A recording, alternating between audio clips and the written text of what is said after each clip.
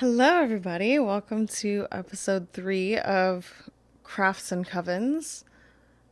If it's still called that, which I say every time, but I think I'm sticking with it. I really like it. I made a a podcast logo, so it feels pretty official.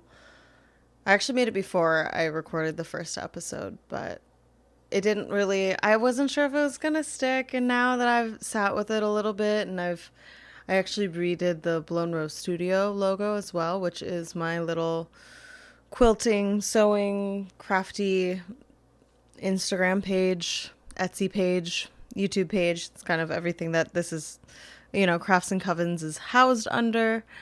That itself, I redid the logo for because I created the page kind of on a whim, the Instagram page at first, and I was like, oh, I'm just gonna mess around in Canva for a logo, and then I actually ended up keeping that for like a year. So we were much due for an update.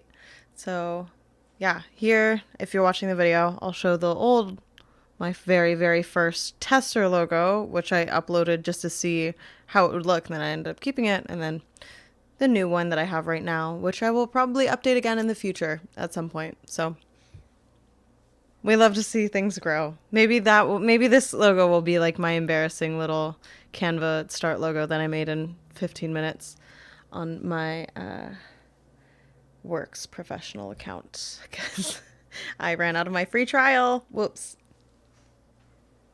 I just made it really quickly on my company's Canva account and then I deleted it. Thank you. Thanks, guys. Appreciate it. Yeah. Okay. Let's set the scene for today. One, welcome. I think I already gave a full welcome, but this is Crafts Covens. This is the third episode of my podcast where I just like to talk about witchcraft and crafting. It's kind of a fun tagline. I intended it for it to be like a stitch along podcast where I would be actively crafting as I'm talking, but we found out that my brain doesn't have the capacity for that, and that's okay. But I hope that you're able to work on some projects and getting stuff done while you listen to this podcast. So please pick up something. One of your work in progresses, one of your, oh my God, I can't find the energy to finish this. That's what this podcast is for. So we can have a little bit of a chatty time while you work on your stuff. And I will work on my stuff later, even though the intent was to do it now. But if I'm like hand quilting, maybe we can try that together. We'll see. It's a lot to focus on, talking and crafting at the same time, unless I'm like able to go a little bit nonverbal with someone else in a room. Like if it's like your best friend, it's a very different thing, but I'm carrying this conversation right now, you guys. You're welcome. And that also means that you're going to have to carry the crafting half of it. So thank you. I have a few random things that I want to talk about today. I wanted to get a little chattier and a little less focused, I guess, very strictly on the bounds of the name of the podcast. Not that I'm going to go crazy or anything, just that I want to have a little bit of fun with it. So I wanted to talk a lot about my current inspirations and hyperfixations because I've recently the past couple weeks, I don't think I've recorded a podcast in 2 weeks. And in those 2 weeks, I have finished 2 quilts. One of those was a quilt I started a year ago. And that's done. And then another one is this one behind me here. Oh, sorry. If you're watching the video, this one behind me here.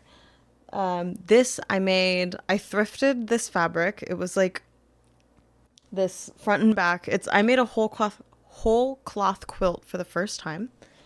I've never done it. I feel like if you've listened to any other of my podcast episodes or ever talked to me, you know that quilting is not my favorite part of like making a quilt. I don't like quilting. I don't like the act of quilting. Just like I don't have a lot of space to like properly baste quilt, so I always get a lot of tucks. I was buying fluffy, like high fill, like polyfill batting. So this one I finally quilted with like quilter's batting, which is mostly cotton.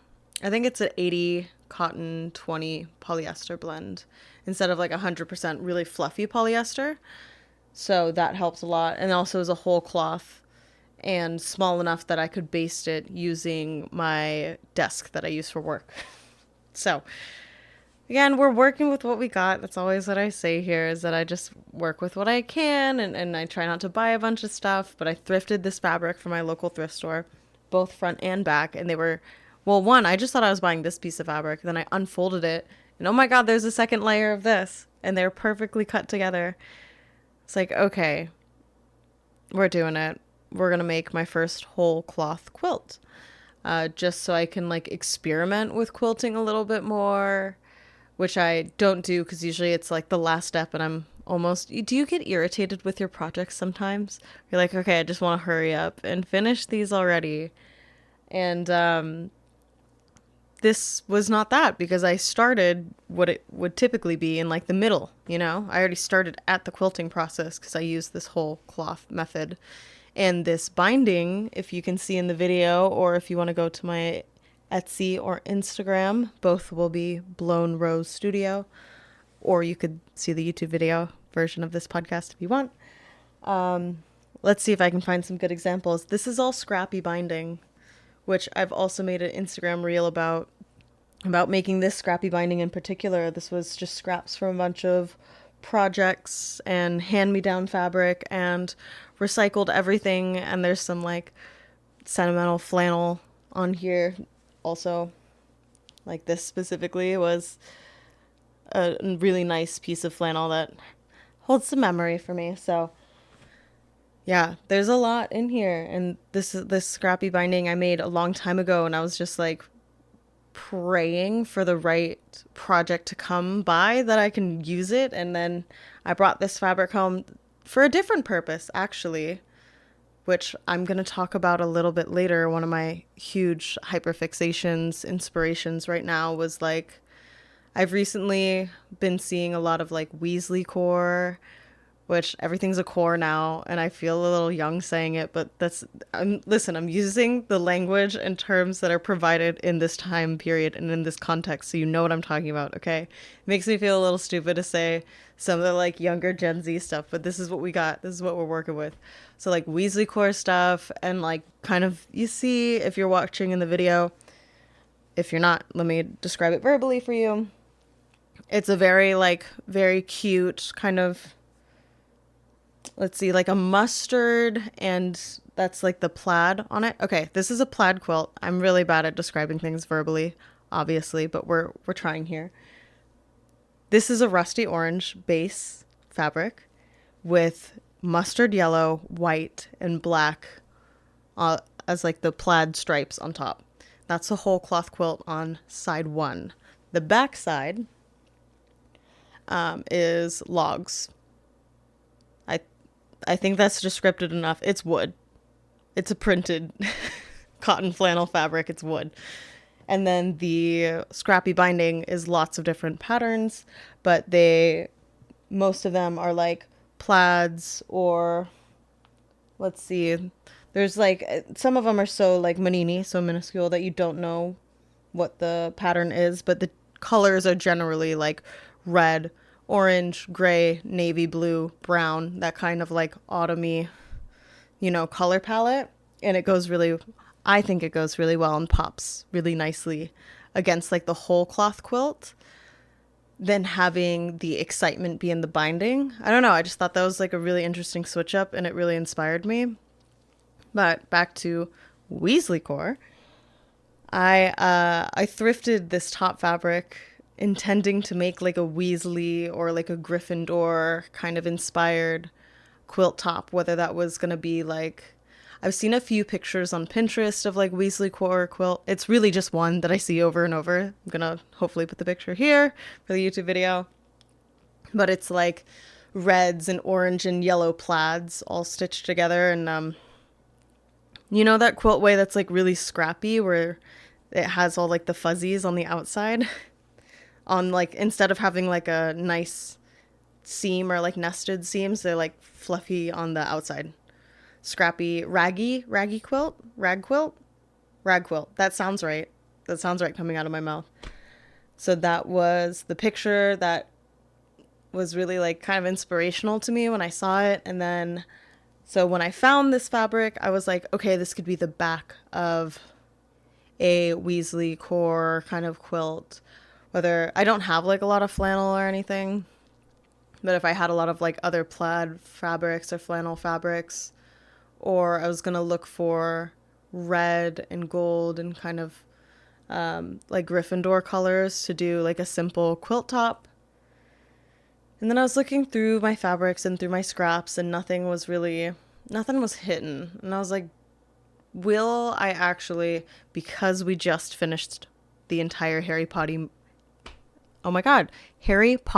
movie series. Harry Potter movie series. We just finished all 8 movies.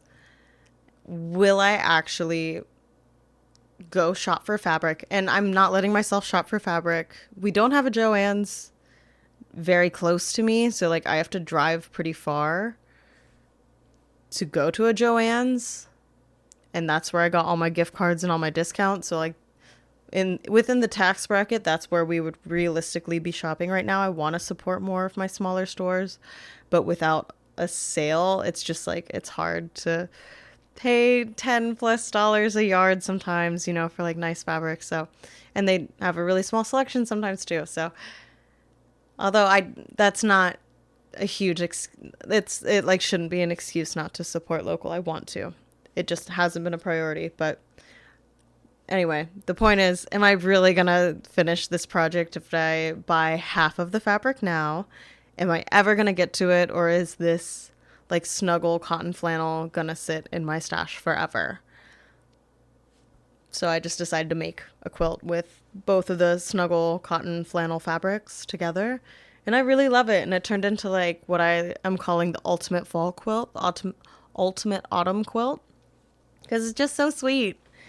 It's so sweet. I was able to quilt it using the squiggle foot, the squiggle design on my machine, which I've been seeing blow up on Instagram a lot. That like, it's not the zigzag, but it's like the actual like rounded squiggle. And my machine, I believe, is from the 70s or earlier. It's a hand-me-down, so I couldn't tell you. Like, I don't have the manual for it. Like, I just got the machine, and some parts are broken, and that's how it be, because you can't order replacement parts.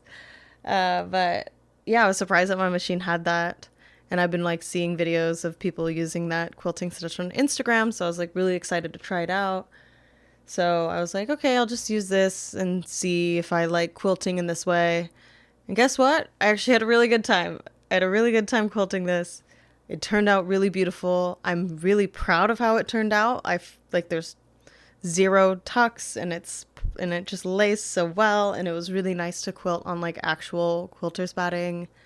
And with the whole cloth quilt, because there's like no seams and nothing chunky, nothing to like catch my needle on, and I have a very temperamental machine. So just everything worked really well, and I'm really proud of it. And I was very inspired to make this. I made this genuinely. I think I stopped my big girl job. I stopped at lunch, and then I started this at 1:30, and I finished this at 10 p.m. And that's counting like I had to break for dinner and to like walk my dog. So really, I made this quilt like in a day, like in an afternoon, which is, you have to be in a quilting frenzy, I feel like, to be able to do that. So we stayed there. I was in it, and now like I haven't sewn all week since, because I did that on Monday. It's Friday now. All I've done is cut some fabric for my boyfriend's jacket that I'm making him, or a jacket that I'm making for my boyfriend that he requested, but I've been calling it my fill jacket. So that was a lot, and that got all my sewing, quilting, creative energy really early in the week, and then I kind of burnt myself out, but it like felt really good to do it because I've just had this crazy rush of inspiration. So that's my current project. Just finished that. Have a few other things in the works. I have another quilt that is nearly finished. I'm just finishing up, just making sure the quilting on top is perfect. I'm just redoing a couple lines, couple sections. The binding's already cut and ready to go, and then that one will be done too. And I'll have 3 quilts that are ready to be sold on my Etsy, which feels crazy. But if you like this quilt, shop it on my Etsy. My Etsy is Blown Rose Studio as well. And the Twilight quilt that I was talking about last week is also done and up on my Etsy, which is really exciting. So yeah, if you like my work, go look at it. Go shop for it. And if you don't, then I guess just keep enjoying the podcast because you must be here for some reason. So that was like my big inspiration was we just watched all the Harry Potter movies, as I said. And that kind of sent me down a little rabbit hole of like dark academia. And I know I'm late to the party. I know it's not 2020 or like 2021. It is currently, I don't know when you're listening to this, but it's currently 2024. So this is like 3 or 4 years late. But I was even like in college in 2020. Like I feel like I could have really gotten down with a dark academia aesthetic then, because I was in like an old Jesuit, like old religious college with like stone buildings. And I was in like heavily in STEM, like academics, and like taking philosophy classes when I could. And I went to college in Seattle, so it was like very moody and gloomy. Like this could have been me, y'all. Like this could have been me, but never got into it. But now it's been really inspiring in my sewing life and in some outfit inspo.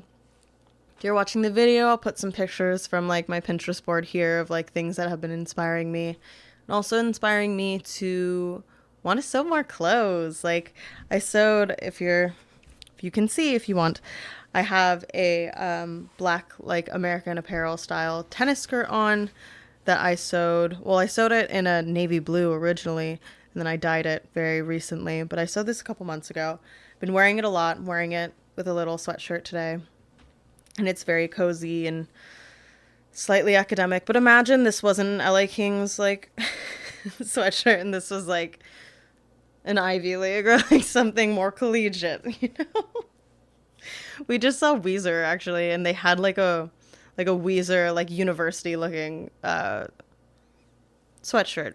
Just said the word, couldn't remember it. A second later, sweatshirt. And I was like, oh my god, I want that. Also, Weezer puts on a kick-ass show. Fucking loved it. Such a good. We just saw like the Voyage to the Blue Planet tour, so they played the Blue album all the way through. Such a good concert. I was like, oh yeah, I like Weezer. Like the tickets were super cheap. We had the bleediest of nosebleeders. They're $20 for that, like, is it the Live Nation like $20 concert week sale thing? I just like randomly picked up. We picked up Limp Bizkit tickets. Fucking crazy show. So good. We saw Chloe Kai and Revolution and Kali Buds in one show. Such a good fucking show. Like, might not look like it, but girl, I am from the Aina. I am from the islands. Was I the goth bitch at the Chloe Kai show? Yes. And what about it? I will chihu all day. That was such a good show. And the last one that we had was Weezer. We had our Weezer tickets, and I was like, sure, I like Weezer. That might be fun to see them.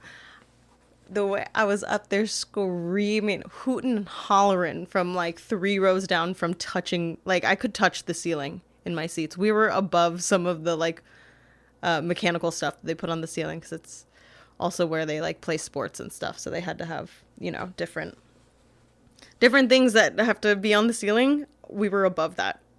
So it was quite, we had bleeders, but I was there. So good. But it was so good that I was like, do I need a Weezer sweatshirt? I'm like, girl, no, you don't need a Weezer sweatshirt. Sit down, you have a sweatshirt. But it was good, it was cute, and I couldn't find it online after, but it was gray and I wouldn't wear it because it's not black. So sorry, Weezer. Love you anyway though. Great show. Just didn't buy the sweatshirt. But also the merch lines were long, y'all. I'm not doing all that. Oh, and who opened up for them? We saw Dinosaur Jr. for the first time. Holy shit. Really great. If y'all know me, I'm like the biggest Cure fan. And I'm very picky about Cure covers. The only Cure cover that I've ever liked is actually the 311 one. because they made it their own. And guess what Dinosaur Jr. did? They did a Cure cover and they made it their own. And it was so, mwah, so good. So, yeah, they have my vote. They have my vote. And then the Flaming Lips went on, which is like one of my boyfriend's favorite bands. And he's seen them before, but I haven't. And I was just like really blown away at the amount of like dedication and artistry and stage presence and, oh my God, props. Like they had so much going on their stage and it was really cool. So really great. What was I on? Dark Academia. let me start there. Okay, so yes, Dark Academia. It's a good fall aesthetic. I never got it before because I think we watched Harry Potter for the first time. I was not a Harry Potter kid, surprisingly. My best friend was, so it's like her thing. So like growing up, so I never got into it. You know, I read like the other kind of like, I guess like YA novels and like, you know, like read the Hunger Games when I was in elementary school, middle school and that kind of stuff. But yeah, Harry Potter was never my shtick. So I watched it for the first time either last year or the year before. We rewatched them this year and I was like, wait, this is it. This is a vibe. And I feel like now everyone's over Dark Academia, which is fine. No one else needs to be into it. But like now I'm like, ooh. I think there's also something about, I was quite casual, quite grungy growing up. And like wanting to mature my style a little bit. Which then, you know, I start looking at like very classically chic styles. Like, you know, French style is still very inspiring. Japanese minimalism, I think, is quite beautiful, quite classy, really great staple pieces that feel really good. And Dark Academia just has this kind of like wanting to, and not that I want to become boring, not that I'm ever gonna like, not that I want to hide my body necessarily, but just like there's something when, you know, that part of your brain that's is that your frontal cortex is supposed to develop. I'm gonna sound stupid if it's not that. Sorry, did I take medical bio for like 3 years? Yes. And what about it? Should I know this? Yes. You know, the thing in your brain that's supposed to develop when you're like 25, right? I'm turning 24 in a few weeks here, and I feel like there's like something about me that just wants to mature my style a little bit. And like I'm seeing, like, I love, obviously my base is like, I love goth fashion. And then I like to kind of explore bounds within, I guess, like not explore within the goth bounds, but like that's kind of the base of like generally where I stem from is like kind of goth, emo, alt, punk, alternative, lots of black. But like now, instead of being like very, I don't want to say she and goth, but you know what I'm talking about, very like internet, very like e-girl, very like barbed wire hoodie, you know, and like printed stuff on like basics, which is fine. I'm not trying to like make fun of anybody, but I'm just saying like how my style feels like it has evolved. I've never really felt attracted to any of that. But I like didn't know what to do otherwise. Like, where do I fit in if I'm not there? So I guess I've just been wearing a lot of like black, normal people basics, like black tennis skirt, black sweatshirts, black sweaters, black jeans, you know, just like going all black because that's how I feel my best. But to bring in more of my style and more gothic elements, it feels really good to do like leaning more towards the romantic goth, you know, more like lace or even like vintage kind of feels or vintage, very like extra too, like thinking of like vintage patterns or vintage like silhouettes. That's the word I was looking for. More like playing more with silhouettes and with more of textural stuff and fabrics, and instead of like iconography or literal imagery or literal like I'm wearing a, you know, XYZ band on my t-shirt, so that means I'm XYZ. I don't want to be as definable. I want to be very much less like more brandless, more or less less symbols on me, I guess, in a way, and more like to what feels like a more mature part of my style. Not that I'm necessarily wanting to give up the like more graphic tee version of me, but I think that's why dark academia has been so. It's also just like romanticizing working early morning by the candle, with little few candles on, moody lighting. It's like definitely one thing that Gen Z does really well and will continue to, because this is kind of like how we cope with the world we live in, honestly, is to like romanticize stuff. And I know some people don't like that. They're like, you get lost in your head, da da da. I don't know. I feel like as long as you stay grounded to earth, it can really help you enjoy your days better, you know? Because like when it's 8 a.m. and I don't want to work and I throw on like, okay, like dark academia playlist, and it's like classical music with, like the library, there's like YouTube study ambiance things. And it has like the like footsteps walking in the library, and then like the scribble of paper and pen, and then I'm like, okay, let me imagine that I'm like doing this really important research, and instead I'm just like researching potential partners for work, but like in my head it can feel really important, like I'm in this beautiful cathedral building, converted cathedral to library, or in a cafe, or just it's fun. I think it's fine, and I think it's fun. I love romanticizing my life in that way, and that's been really great going into fall as it's getting colder. And sometimes I don't want to work, and it just feels really cozy to be like, to have that kind of pushing forward, that kind of academic pushing forward, which I get when people are like, dark academia is so toxic. I saw a video on this the other day when I just was like trying to look up more videos about the aesthetic and the fashion, where it came from. They're like, it's so toxic. It inspires like toxic studying habits.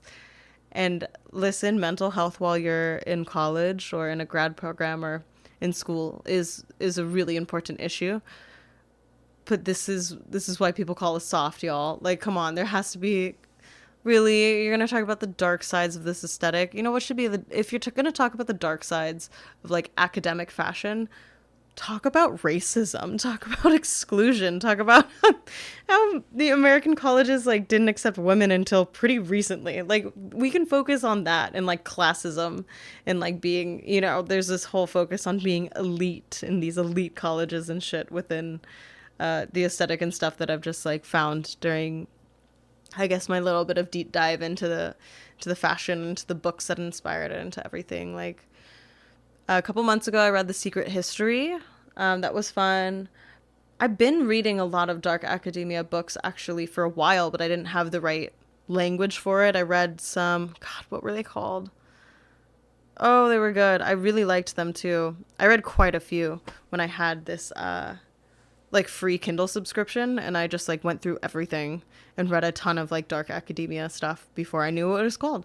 It was just like, old colleges on the East Coast of the US, and old buildings and spooky shit and magic and hot professors and shit like that. You know what I'm talking about. And it's good, and it hits different. And I was reading those earlier this year and last year, and getting back into it now. Right now I'm reading the second book to the Atlas 6. So I'm reading the Atlas Paradox, and then there's a third that I'm looking forward to. But through my library card, everyone support your local library. So yeah, I've been really enjoying that aspect of it too, because I've been in a big reading lull. Like, I haven't finished a book in a couple. I think the last one I finished was The Secret History, like a couple months ago. And I just have not picked up another book since. So I guess getting into fall, into the coziness, and leaning into the romanticization of like kind of the dark academia aesthetic. And I've heard this term thrown around too, like wanting to be a Renaissance woman, like wanting to be a woman who loves to read and to write and to consume art and to talk about literature. And like, that really inspires me too, because I love the idea that you can like be this kind of like jack of all trades, master of none, but that in itself be enough, you know, and kind of just have pleasure in so many different honeypots, if that doesn't sound weird. But yeah, okay. Been enjoying reading again, which has been inspired by the dark academia aesthetic, which has been inspired by really enjoying watching Harry Potter again. But with that, fuck J.K. Rowling. And I'm going to take a sip of water because I might need some before I go on this rant.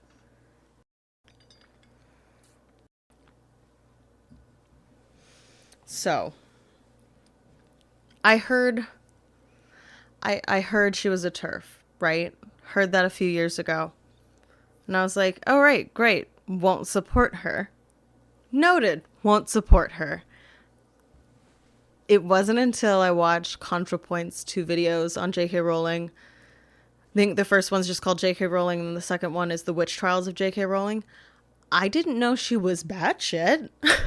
Like, obviously she's already batshit enough for being a TERF or so, but I didn't know, like, she was dedicating her whole life to being against trans rights. That's fucking crazy, dude. That's crazy, dude. I had no clue. I like really like that was a lot. And that stays a lot. Our homies, all the homies hate J.K. Rowling. And we've known this, but I didn't know to the extent. Like, I was like, yeah, fuck her. I thought it was a couple tweets. No, this bitch is like fueling the like weird alt-right feminists, which, hey, don't exist. That doesn't, not a feminist if you're trans exclusionary, but okay. Ugh, yeah, just really, really not about that. And then I saw this YouTube video by, I don't know her name. I'm so sorry. I will hopefully find it and like write it in the YouTube video, you know, here caption wise, but she's a girl on Instagram who does those like who does those reels about like the fake, like her little bit about like the family vlogging channel and like how traumatized all their kids are. If you know, you know, and if you don't, maybe it's been a few years or maybe we have different Instagram algorithms, but she did a video on like, she was like, yes, I used to be a huge Harry Potter fan, but I rewatched them with the knowledge that J.K. Rowling's a TERF. And I found some other weird stuff that she has said. And like hints in the movies that we should have known that she was a little fucked up in the head. Obviously, one of them is like anti-Semitism. Really not about it. The whole like goblin bank thing with the big noses and they're like really rude and selfish and hey, that's an overdone trope. We've been known. Like we've been known since like what? Medieval times? We like this is such an overused trope that like you should have the knowledge to know that like goblins as a caricature were made like as a caricature of Jewish people. So there's really no excuse there. Just when I was younger, I didn't really think anything about it because I didn't know it yet.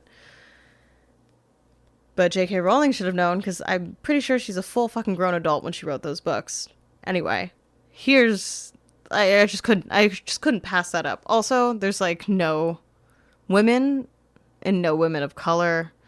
There's like that one Asian girl. Is her name Cho? Also, her name's Cho. Love the Scottish accent though. Thought that was fun. At least they didn't give her like a really fucked up like broken English kind of like, you know, those accents that we see a lot on like American made movies and television. So I guess that counts for something.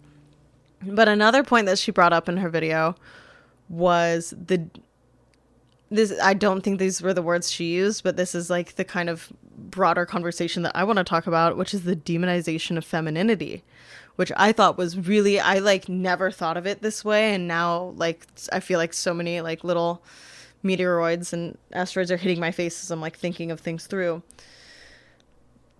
But the pink bitch, we're talking, I think her name's Dolores Umbridge. Okay. She was like evil, obviously. So like Voldemort's our main villain. She is probably the second one with all like, you know, the Voldemort's little posse. I forgot their names. His little posse.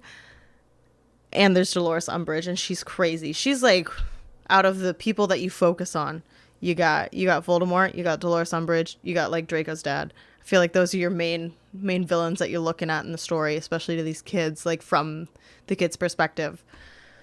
And I always thought it was like a comic relief thing with Dolores Umbridge being like the whole all pink and with the cats, and she's all like very proper and very, you know, very feminine. She's ultra feminine.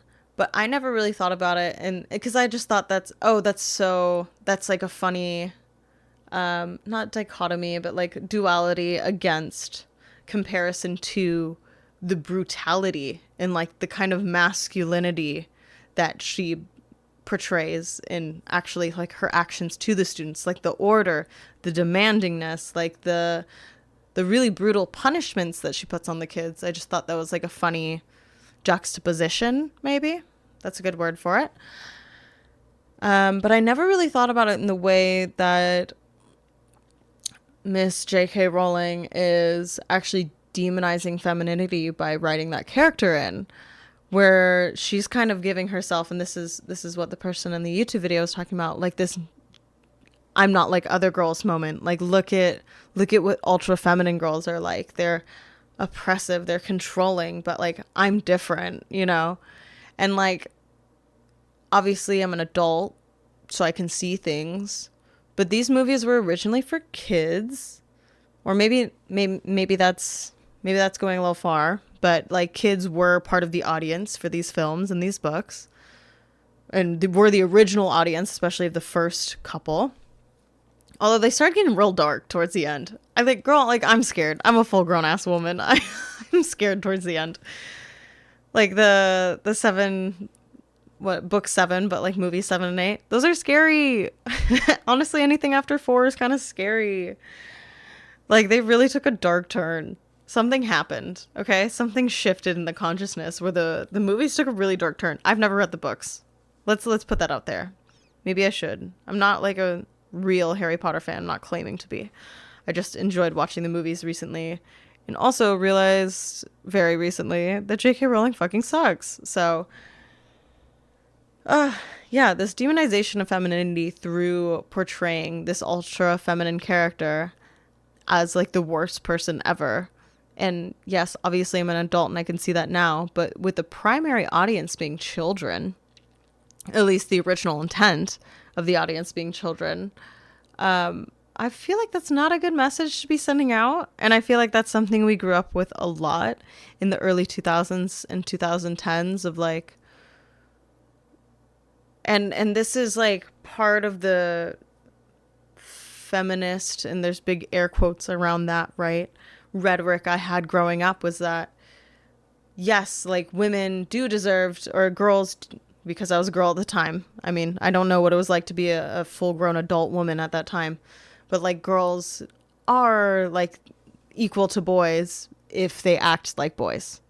You know what I mean? Like if you hide all your femininity and if you are a tomboy, then you're cool enough. Like then you're that. But like you have to be, and I still see this in the workplace, not my workplace, thank God, because that's like not what I've attracted into my life. But I feel like women who act like men professionally get a lot further than women who act like women, and like how we're socialized to act. But then if you want to be respected, you have to like portray male traits, really. And that's just so fucking ass backwards to me. And I was talking to my partner about this of like, wow, I wish that women could just be respected for being themselves, and like that would be enough. Why do we have to make ourselves into men and to be palatable in the professional world? And even just like being a tomboy when you're younger, like that's cool, like to be considered cool, because everything that teenage girls or young girls like is automatically deemed uncool by the rest of the world. I feel like I've seen so much like internet content growing up and in media, and I mean this is not just like to the internet, this is like uncles, this is like, you know, classmates growing up. This is even coming from women. Like this is not just coming from men. The just like the general consensus was that like girls aren't cool. And like girls will never be cool. And that's what I feel like I grew up like. So you grow up wanting to separate yourself from what you were raised as, that's why it feels so confusing, because you're like, wait, but you wanted me to be this way and now I'm not cool for being this way. What are you talking about?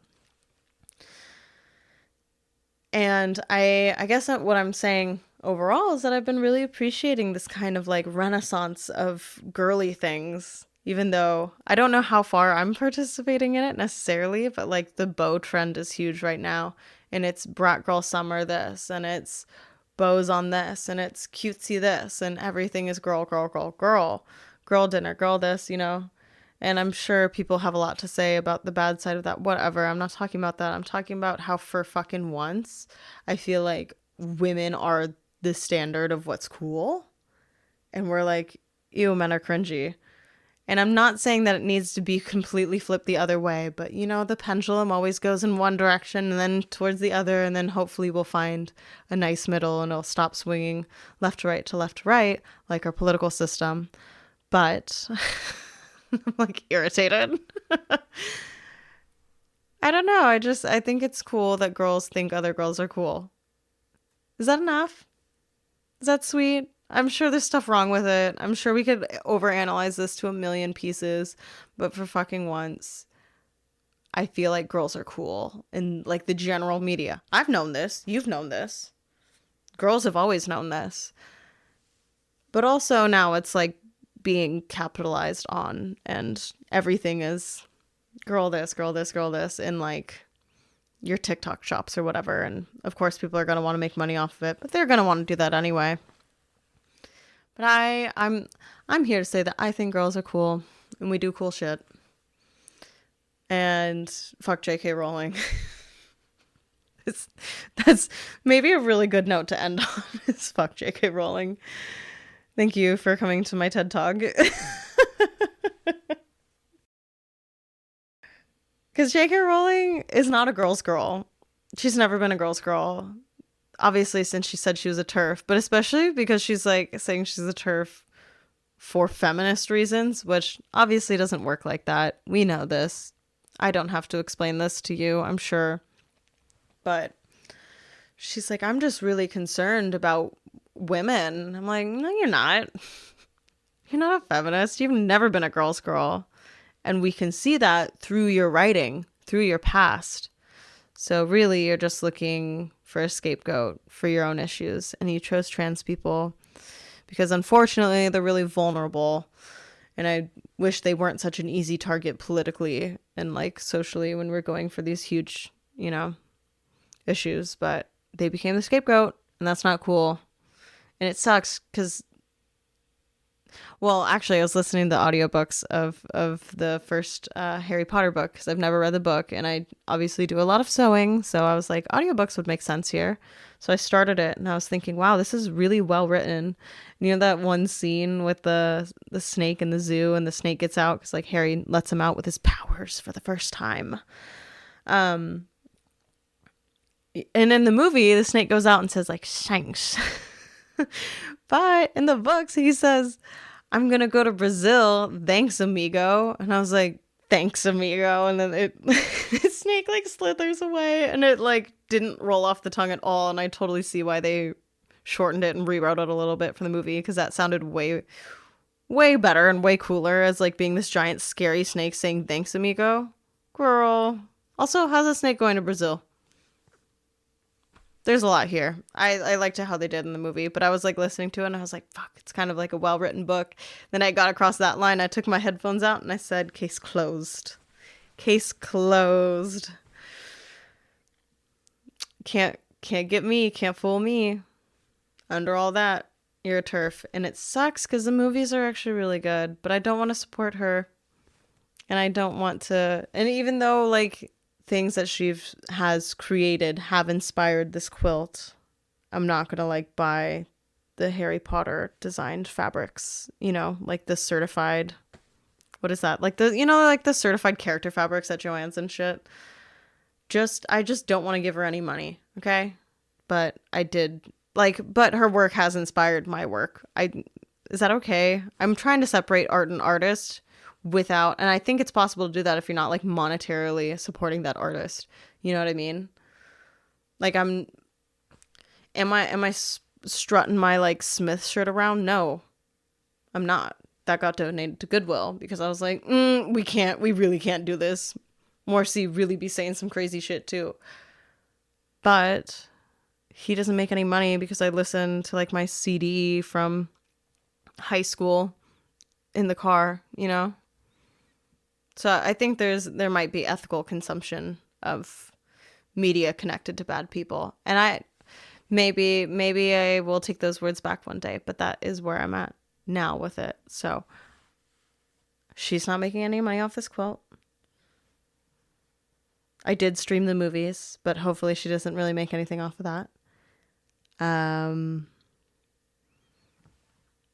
Yeah, and it did inspire me to make this, and I'm grateful for that. And it is really cool. It's a cool world that she built, and it really like truly sucks that I like am really interested and like want. I guess like I'm interested in it now. I'm like interested in like reading the books now, and like now I don't want to because I learned all this shit, which sucks. So don't be a TERF, be a good person, be a girl's girl, think girls are cool, and thank you for listening to my podcast. This has been Crafts and Covens, and today was the inspiration episode. I just really like to talk about what was inspiring me at the moment. Apparently what was inspiring me was fuck J.K. Rowling was inspiring me. So thank you everybody for listening. Got a few plugs. I've started a few new things. Made a Blown Rose Studio email. Woohoo. I've also created my Etsy page, and my new quilts will be on there. I have a couple other products that I'll be uploading there soon. My Blown Rose Studio Instagram and the YouTube page, which hopefully you already know about because either you're watching it on there or I've mentioned it enough where you're like, okay, I get it. She has a Blown Rose Studio YouTube page. Noted. So thank you so much for listening. I hope you got some work done on your projects. Please comment. Let me know what you're working on, how it's going. What are your current inspirations right now? Would love to hear. And yeah, have a good one. Bye.